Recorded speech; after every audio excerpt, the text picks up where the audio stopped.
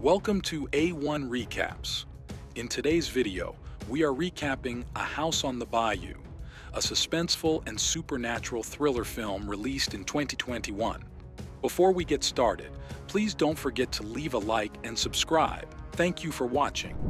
Jessica, mother of Anna, waiting for her husband, John, in the living room. As he comes, she confronts him about his affair with Vivienne, but she decided not to divorce him because she doesn't want to destroy the life they've built together. So, Jessica gives him 3 conditions that he needs to follow. First, he can never see Vivienne again. Second, they won't tell their daughter, Anna, anything about his affair. And third, they're going on a family vacation to try to reconnect again. They finally arrived at their vacation destination, an enormous home in the middle of nowhere in Bayou. While relaxing by the pool, Jessica tells her husband to go grab some groceries and veal meat for dinner, but he despises veal. Jessica torments him because of the unspeakable heartbreak he has given her. After arriving at the store, John does not purchase the veal meat despite the fact that it is on display. On the other hand, Anna meets a boy named Isaac, who invites her to enjoy ice cream with him someday. While returning home, John discovers that "You're being watched by the devil" is written on the receipt, which he believes is the work of the old man who had been staring at him the entire time. Jessica tries to open a locked room but doesn't have the key. Besides, she asks about the veal, and John lies, saying the store doesn't have any.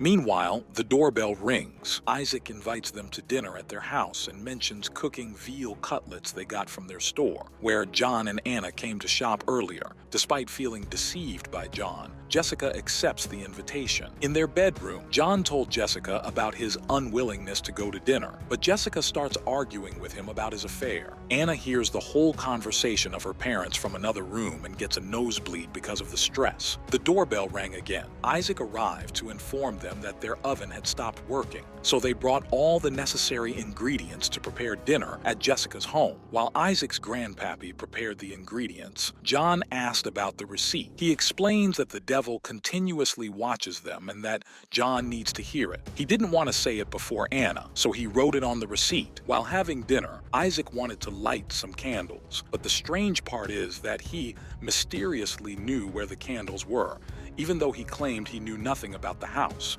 When Jessica questioned him, he said it was a lucky guess. Jessica didn't like his behavior and asked them to leave after dinner. Isaac insisted on staying and even mentioned details about the house, indicating that he had been there before. In the living room, Jessica tells Isaac to leave, but he refuses and shows them a key to their locked room. They hear sounds and find out their cat, Toby, is locked inside. John tries to get the key from Isaac, but he leaves without giving it to him. Meanwhile, the old man begins telling them that when a man sins, such as lying, cheating, or murder, he opens a door.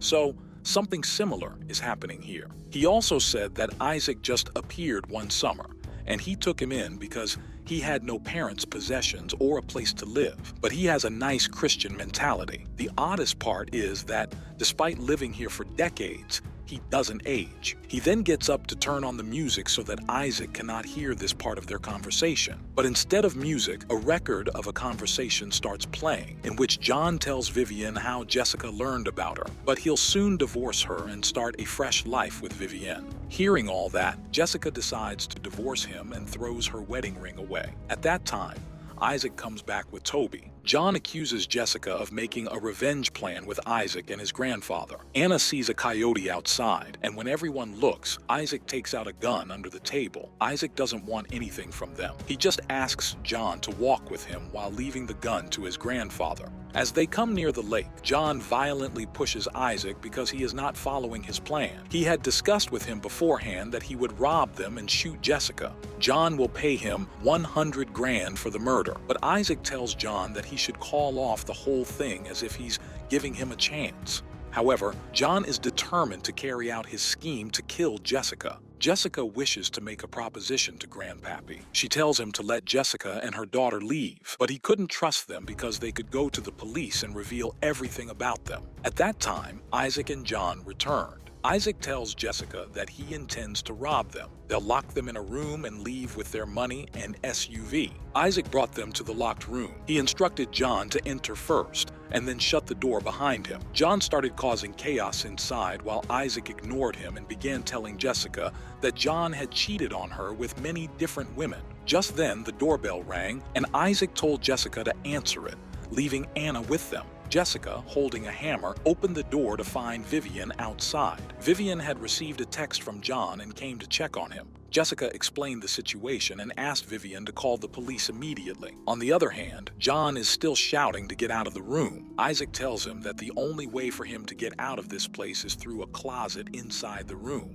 But when John opens the door of the closet, something attacks him. Outside the house, Vivian tried to start the car, but it did not. She couldn't even unlock the vehicle's door. At that point, Grandpappy appears outside with Anna, who's clutching a kerosene can. He threatens Anna with killing her mother if she doesn't pour kerosene on Vivian's car while she is inside. However, Jessica takes it from Anna and pours the kerosene onto the car herself. Then, he sets the car on fire. Jessica tells Anna to run away, but Grandpappy tries to shoot her. Jessica takes the gun from him and hits him hard with the hammer, ultimately killing him. Jessica tells Anna to stay there with the gun and a pepper spray in her hand so that she can shoot Isaac if he comes. Jessica then goes inside to save John. She finds John lying with his intestines sticking out from his stomach and a coyote standing beside him. He tells Jessica that Isaac has taken their car key and requests her to tell Vivian that he loves her. Hearing all that, Jessica doesn't try to save him anymore and leaves while shutting the door. Isaac appears before Anna and snatches the gun from her hand. Jessica comes outside and finds Isaac holding Anna in a boat. However, Anna manages to use the pepper spray on Isaac's face, allowing Jessica to take the gun from his hand. Jessica shoots him without wasting any time. In pain, Isaac confesses that he sees himself as a moral compass, aiming to guide people on the right path if they do something wrong. He reveals that he and the old man built the house to punish cheaters, murderers, liars, and sinners like John. Isaac is a confused individual who has been alive for centuries and is uncertain about his identity, whether he's a devil or an angel.